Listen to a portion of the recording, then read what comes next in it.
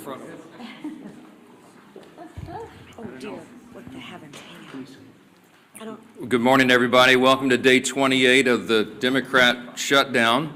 We're almost a month into this, and we wanted to highlight a couple of things and a few members this morning. There are some very important developments. But before we get to all that, one of the things that we wanted to note is that really it's painfully obvious to everyone the true motivation of the Democrats' historic obstruction has now become very clear for everyone. I want to use a little simple, Lily, if you show me this real quick. Just real quick, simple facts, because these things get obscured too much. But there are simple facts about the Democrat shutdown that everybody needs to recognize. Here's 4 of them. First of all, we have to have Democrats to reopen the government. You know that in the Senate it requires 60 votes to break an impasse. Hang it on, Lily, hold it real here. Keep it close to the podium. I want everybody to see this, okay? We're going to make it simple. I had my 15-year-old son and some of his friends were together over the weekend, and they wanted me to explain it to them as simply as possible. This is the little formulation, okay? Hey, fellas, remember from civics, you got to have 60 votes in the Senate. We only have 53 Republicans, so we must have Democrats to do it. The Democrats are out trying to claim that this is all on Republicans because we control the government. We don't control the Senate without 60 votes, so you have to have them. Now they've voted 13 times, those Senate Democrats, counting the House and the Senate together, they voted 13 times to keep the government closed. And what they're demanding as a ransom to reopen the government are some really crazy things. They want to restore $200 billion in health benefits paid for by U.S. taxpayers to illegal aliens and non-citizens. We can't do that. They want billions of dollars in wasteful programs to be returned to foreign countries for things that none of you would agree with. We're not going to do that. They want $500 million to go back to left-leaning news organizations paid for by taxpayers. We can't do that. And then they want to cut $50 billion from the Rural Hospital Fund that Republicans got signed into law July 4th to prop up health care in red states and rural areas around the country. It's too important, but they want to take that away. They know that we can't do it. And now that they've begun to admit what this is all about, thanks, Lee, put another thing there. They're admitting what they're up to. Chuck Schumer said every day of the shutdown gets better for us, meaning the Democrat Party.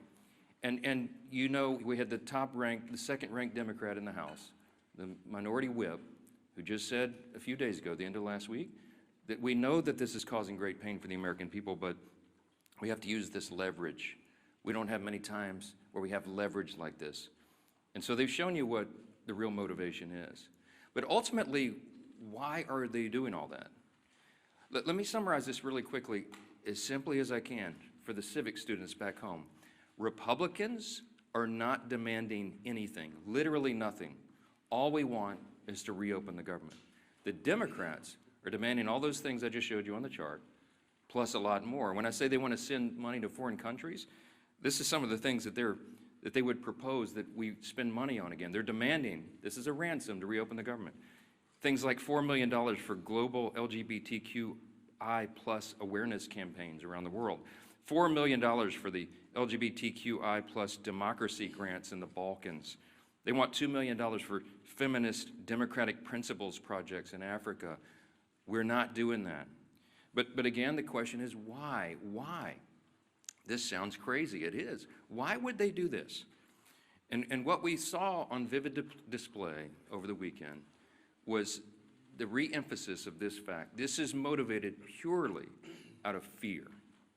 And what do we mean by that? You saw the Democratic leader in the House, Hakeem Jeffries, endorse Zohran Mamdani for mayor of New York City on Friday. It was an illustration of what we're facing here. The Democrats right now fear the far-left activists more than they fear air traffic controllers, Border Patrol agents, American service members, and so many others missing their paychecks. They fear the Marxist insurgents like Mamdani more than they fear families and children going hungry from lapsed benefits that keep food on their tables. They simply fear losing their own political positions next November if they don't appease the angry far-left base right now. And they will appease that base at any cost, no matter how much pain's inflicted. In fact, they've said in their own words, this gets better for us day by day. How does it get better? Because they're proving to the angry far-left base in their party that they will prioritize them over the American people. And simply put, it's the profound fear in the Democratic Party that drives this shutdown. It is not principle, it is not policy, it is certainly not concern for the constituents that they say that they want to represent.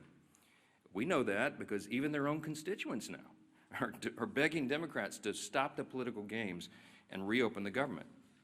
Just yesterday, the largest union of federal workers, the very people that the Democrats claim that they fight for, came out publicly and urged the Democrats to join the Republicans in passing the House's very simple short-term funding bill. Also yesterday, the National Air Traffic Controllers Association began to put up flyers in airports to explain the real danger that is being imposed for air travel, air safety in this country, highlighting what the Democrats are doing. So I just want to say this simply to our Democrat colleagues. You have an off-ramp now. You painted yourself into a corner, but here's your off-ramp. The unions, the largest unions are saying, please do this. You can claim that as cover and say that you had to do it. Reopen the government. Get it working for the people. It's our #1 priority and responsibility as members of Congress. But Senate Democrats have refused to do it for almost a month now. I've said it over and over, Republicans have done our job. We passed the clean short-term funding extension to keep the lights on and pay all these workers and our troops and fund programs like SNAP and WIC that Americans need and rely on. And in the meantime, Republicans have been working very hard around the clock every day of this Democrat shutdown to do our best to reduce the pain for our constituents. In our districts, we've got a video running over here just showing some highlights of what all the House Republicans are doing and have been doing for the last few weeks. Out in their districts, they're trying to help Americans navigate the crisis that the Democrats have created with their selfish political decisions. Here's a few more examples this morning we wanted to highlight. In Montana, Congressman Troy Downing, these are all Republicans doing work back home. He's met directly with his TSA officers and air traffic controllers who continue to show up to work while Democrats keep the government closed. In New York, Congresswoman Nicole Malliotakis has been working around the clock, hand in hand, for example, with her local national park officials to organize community cleanups and maintain our public lands, doing the work Democrats left behind as park rangers and visitors' staff remain furloughed under their shutdown. In Sullivan County, Indiana, and down in South Texas, you have Congressman Mark Messmer and Brian Babin. They've strategized with rural hospital leaders to ensure that these communities are able to access that $50 billion rural hospital fund, by the way, that the Democrats want to defund. It's the very funds that the Democrats worked hard to kill in their counter-proposal to reopen the government. In South Carolina, Congresswoman Sherry Biggs has been meeting with her small business owners who continue to serve their communities, many of whom are already feeling the benefits from Republicans' work to deliver no tax on tips. We did that in the big, beautiful bill, the Working Families Tax Cut. It's a wildly popular measure that, by the way, every Democrat voted against. In Oregon, Congressman Cliff Bentz is meeting with his air traffic officials as they wait on Democrats to reopen the government and deliver the federal funds they need to expand that region's critical air travel infrastructure. And here in Washington, the work has gone on in earnest as well. People keep commenting to me, you look so tired on TV. I am so tired because we're not sleeping a lot. We're working overtime. Here in Washington, our House committees have continued to conference together and do all the work we can to ensure legislation is ready for the floor for action as soon as we get back to legislative session. The House also continues to carry out its essential oversight duties. And you'll be reporting on this all day, but the Oversight Chairman James Comer released a blockbuster report now on the Biden auto pen presidency. And this report includes 47 hours worth of transcripts and testimony revealing that every executive action signed by the auto pen without written authorization from President Biden should be voided. This is an unprecedented situation in American politics and government. The actions of President Biden simply were not all his own actions, and there are major implications to that, including all the pardons that he signed. But don't get me started. Okay, on Friday, the Energy and Commerce Chairman, Brett Guthrie, these are all Republican actions, he launched a bipartisan investigation into the NBA's handling of betting and illegal gambling allegations following the recent shocking reports that raised questions and integrity concerns. And as we covered last week, the House Oversight Committee also delivered its third batch of files from the Epstein investigation, now totaling 43,000 pages and documents, pieces of evidence, including personal flight logs, financial ledgers, daily calendars, and diaries of Epstein himself. Republicans are here in Washington, and we're out in our district, fanned out across the country, doing good work on behalf of the people we serve and represent. And what are the Democrats doing? You've seen it. They're posting TikTok videos. They're bragging about using the American people's pain as their political leverage.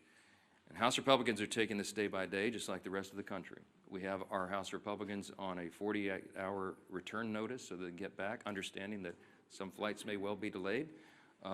But to get everybody back here as soon as possible, as soon as the Democrats decide to do the right thing and reopen the government, we will get back to immediate and urgent and necessary business on the House floor itself. We're anxious to get back to that, but we cannot have a regular legislative session until the Democrats do their most basic responsibility to reopen the government and get this moving again. So today we're fortunate to be joined by several of our good friends and colleagues here, all members of the Republican Study Committee, and the chairman of that committee, the largest caucus of conservatives in Congress, is Representative August Pfluger from Texas, and we're glad to have him as well. He's going to share a little bit about the reckless decision of the Democrats and what that means for military readiness and families all across this country. We are so grateful for these great members and their leadership. August will reference who's here, and then we'll take some questions. So, Chairman Pfluger. Thank you, Speaker. Sure. Speaker, you're doing a great job, and I think we all know that today's Democrat Party is not the party of JFK, who once famously said, "Ask not what your country can do for you, but what you can do for your country." Instead, today, Democrats under Schumer and Clark and Mondami are saying, "Ask not what you can do for your country, but who you can leverage for your radical agenda." Ask not what you can do for your country, but who you can leverage for your radical agenda. I'm August Pfluger. I'm chairman of the Republican Study Committee. We have some great members, including Burgess Owens, Stephanie Bice, Harriet Hageman, and Craig Goldman, who are with me. And, you know, it's really sad to think about what Catherine Clark said last week. She said, of course, there will be families that are going to suffer, but this is one of the few leverage times we have. My colleagues stand for families. The Republican Party stands for families because we believe, we know that our greatest asset in this country is the American family, that our country rests on the shoulders of families, that the Republican Party will always advocate for families, that we will look up for families, that we will legislate to prosper families. And instead, the family is only a point of leverage for our Democrat colleagues. How sad is that? You know, I'm thinking about military families right now. I'm thinking about that soldier who is deployed around the globe to keep our country safe, to push back against a threat. And I'm thinking about that phone call that soldier probably received this year, this month, in the last couple of days, asking whether or not they're going to get a paycheck, talking about the new baby at home, trying to figure out if they're going to be able to pay their rent or even buy some groceries or put gas in the car. I was there. I'm a veteran. I've been serving on active duty when shutdowns happened. This is a very stressful time for military families. And commanders right now, instead of being focused on the mission, instead of being focused on the threat, instead of being focused on the training and the exercises that keep our readiness and our lethality at the highest possible levels, now they're focusing all of their attention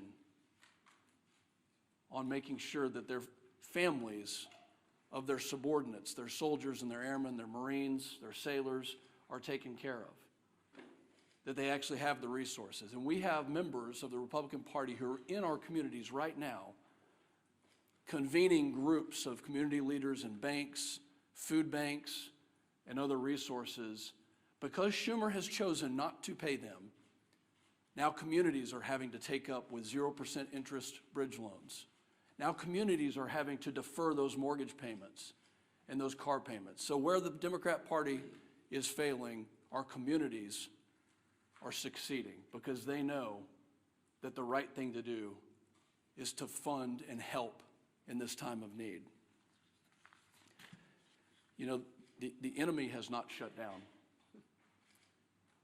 Our enemies around the world want us to be divided. I'm calling on my colleagues on the other side of the aisle who served in the military to do the right thing. We were there. We were there when Joe Biden and Nancy Pelosi put CRs on the floor, and guess what? We did the right thing. Multiple times we did the right thing.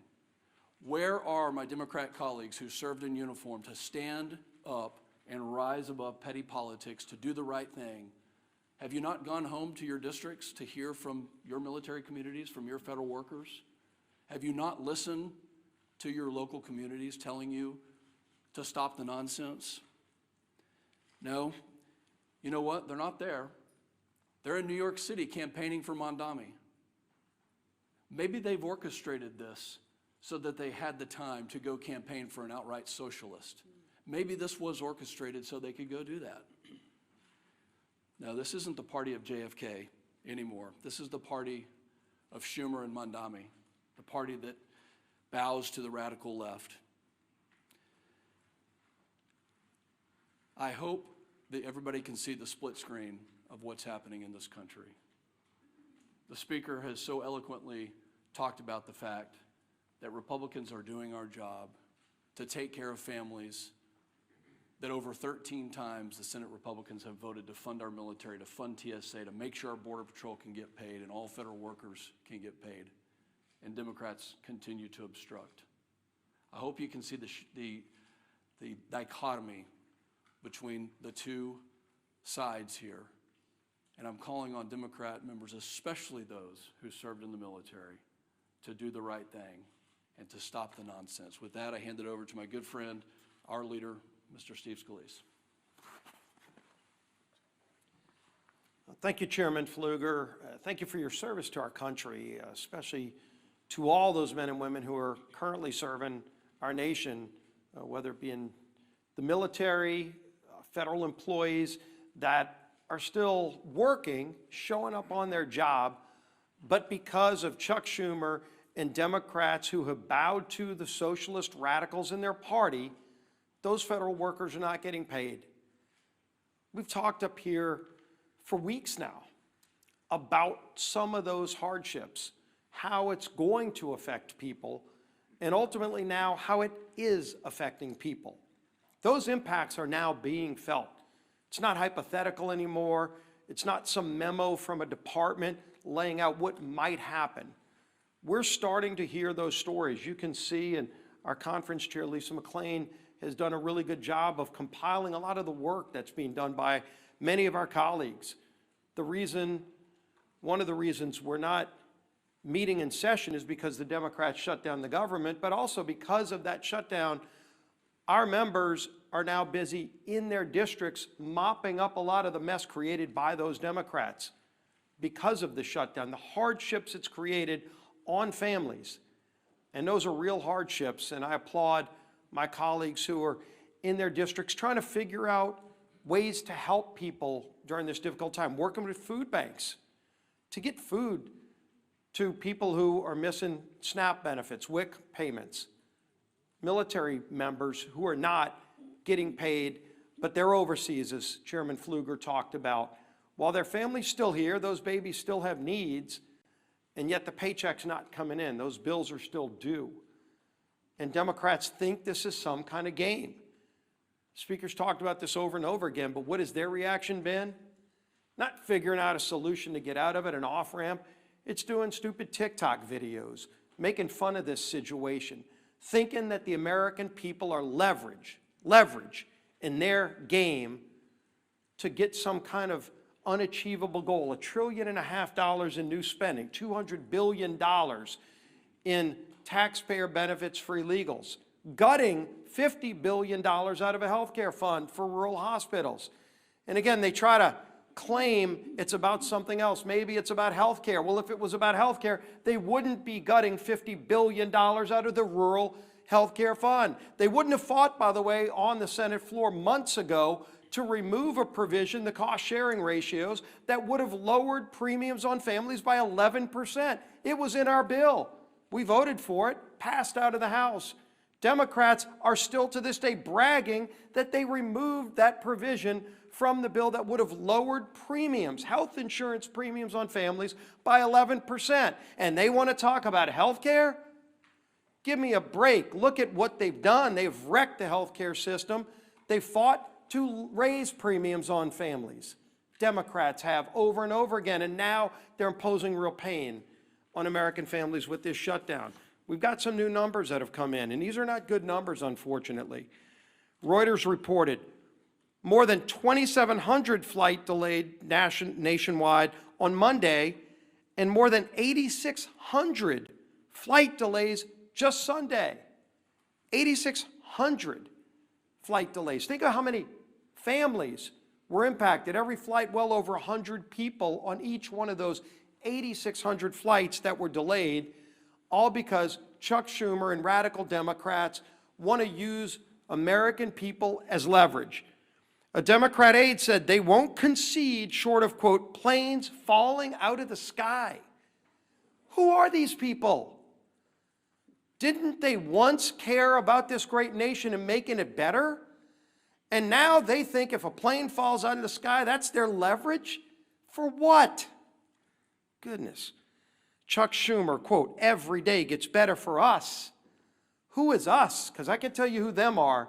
The American people are sick and tired of Chuck Schumer and his friends thinking it's a better day for him when they are feeling more pain. Senator Coons, quote, the point of this shutdown is not just suffering for suffering's sake, but to make a point, as if suffering of the American people is not enough. We've heard, of course, over and over again, Catherine Clark, shutdowns are terrible. Of course, there will be families that are going to suffer, but it is one of the few leverage times we have. They keep saying over and over again, they know American people are suffering. They don't care. They want leverage for themselves. They want to show off to their radical socialist base. Bernie, of course, Bernie Sanders, who was on the stage with AOC over with Mandami the other day with their socialist love fest. Bernie, quote, you reopen the government and we lose our leverage. That's what this whole shutdown is about. They're telling you what they mean. Democrats source in the Hill article last week that we talked about, quote, we would have enough votes to reopen the government if people were not terrified of getting the guillotine. This is Democrats being afraid of their own base because their base is so radical that they're afraid of their base. The American Federation of Government Employees, we talked about this yesterday, came out and said, quote, it's time to pass a clean continuing resolution and end this shutdown today. No half measures and no gamesmanship. Rep. Amelia Sykes said, quote, we know that people are going to suffer if we don't open the government. People will go hungry. Well, she knows it. She's causing that hunger, but let's put a point on this. In an ABC article regarding the 42 million Americans that are going to lose SNAP benefits next week, Joel Berg, who's the CEO of the nonprofit Hunger Free America, said this, quote, we are going to see the greatest hunger crisis since the Great Depression. And that's not hyperbole, that's just true. The greatest hunger crisis since the Great Depression, when 42 million people lose their SNAP benefits this weekend. What are these Democrats waiting for? This is not a game. This is not leverage. They're taking food off the table for families, for babies. It's disgusting. It's time to end the madness. They can go on the Senate floor today. Just 5 of them need to get courage. Just 5 of them need to get the courage to do the right thing and open the government today and end this pain and end the suffering that they've caused. Then we can go negotiate our differences. Yield to the whip. Tom Emmer.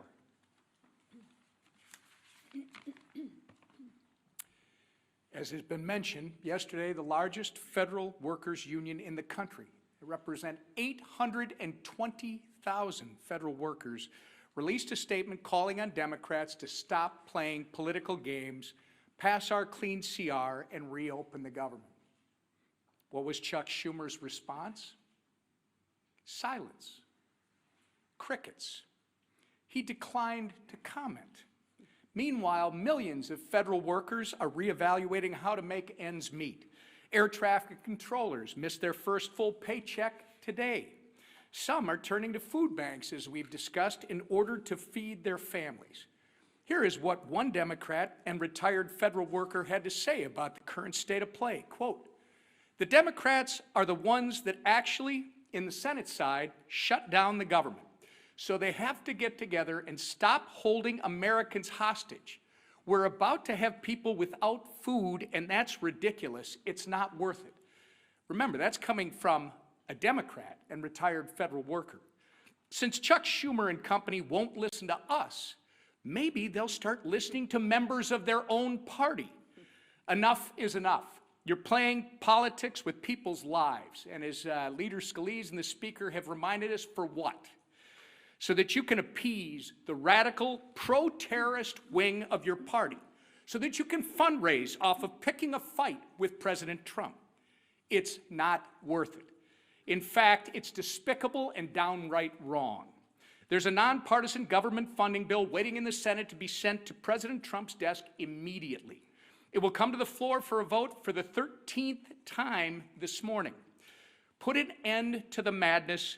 Do the right and reasonable thing that you did back in March, by the way, and vote yes on our clean CR.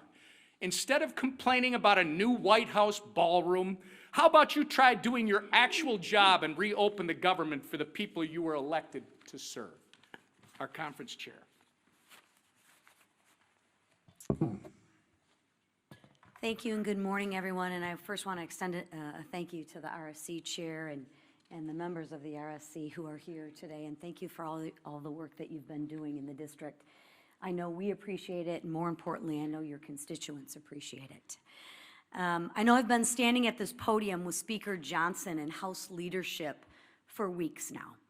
And every time we have said the same thing. Republicans voted to keep the government open. Democrats voted to shut it down. Period. It is that simple. This week, more than any other week, the consequences become impossible to ignore. As of yesterday, more than 10,000 flights have been delayed because of staffing shortages. By the end of this week, nearly 2 million paychecks will be missed by Americans. And by Saturday, 42 million Americans will lose their SNAP benefits. Let that sink in. 42 million Americans will lose their SNAP benefits this Saturday because Democrats want to use them as leverage. This is real pain, real fear, and real consequences. And Democrats are using that as political leverage. And leverage for what? Ask them this. Leverage for what? To force through illegal benefits for illegal immigrants to the tune of $1.5 trillion? 42, they'd rather do that and put 42 million Americans at risk of losing their SNAP benefits. That's what they're choosing. That's what they're choosing. Let that sink in for a minute. This isn't leadership.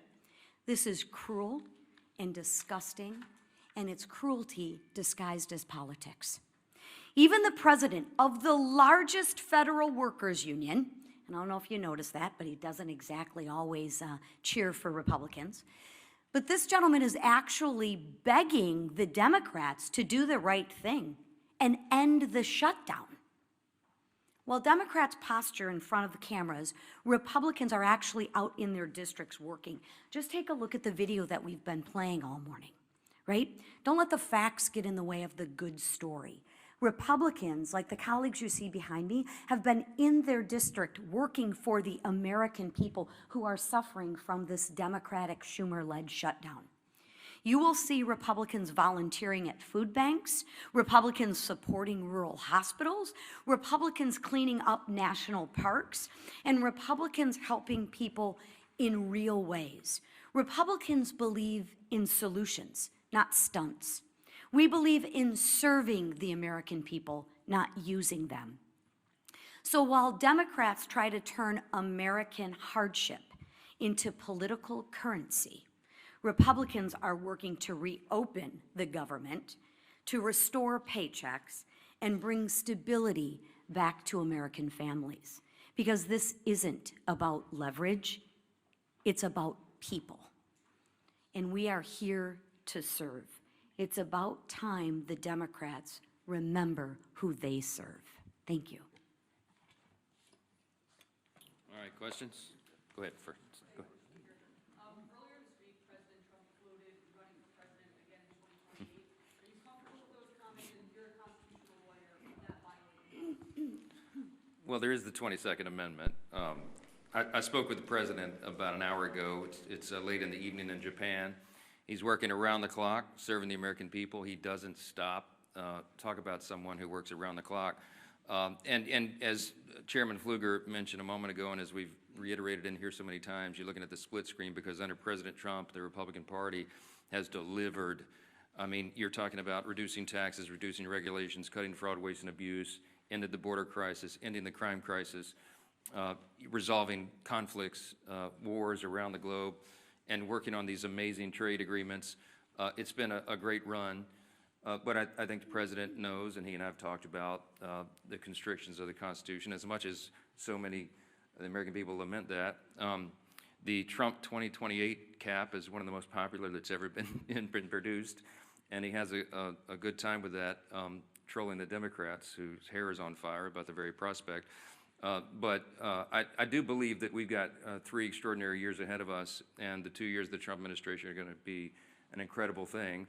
And I don't see a way to amend the Constitution because it takes about 10 years to do that, as you all know, to allow all the states to ratify what 2/3 of the House and 3/4 of the states would approve. So I don't see the path for that, but I can tell you that we are not going to take our foot off the gas pedal. We're going to deliver for the American people, and we've got a great run ahead of us. We'll have 4 strong years. Yeah, second round. The White House was able to find funding for the military, for WIC, for farmers. Should the White House now be able to find some funding for the SNAP program if they've done it for all these other ones? They certainly tried. I mean, one of the reasons that this shutdown has not yet been as painful as it might otherwise have been is because the president is bent over backwards, the administration. Think of it this way. The White House, the executive branch in a shutdown, has a large control panel full of dials. Under the Obama administration, they turned those dials, the pain dials, to 10 immediately. You remember it was so egregious to us, speaking of our veterans. I mean, they put yellow crime tape around the World War II memorial so that people who would serve their country could not go visit the memorial. They wanted it to hurt. The Democrats have shown, and they've said in their own words, this is leverage. It gets better for them every day. They don't mind inflicting pain on the American people if they can somehow get some sort of political points out of it. The Republican Party is the opposite. And President Trump has proven that. Every day of this shutdown, he has tried to move funds around to find unobligated funds to cover the bases, to get the troops paid in the middle of October, and to make sure that WIC funding is not resolved. You know how he's getting women, infants, and children funding done? They did some very creative legal research I've quite admired. They found a statute in the 1930s that they could use to say that some of the tariff revenue could be used to cover nutrition because so much of that was transported over the border. So they've done some creative, amazing things to mitigate, to lessen the pain as much as possible. We've been out all over the country, all these Republicans. I mean, Craig Goldman flew in here to do this press conference with us, but he's been in Texas serving his constituents. Stephanie Bice been in Oklahoma.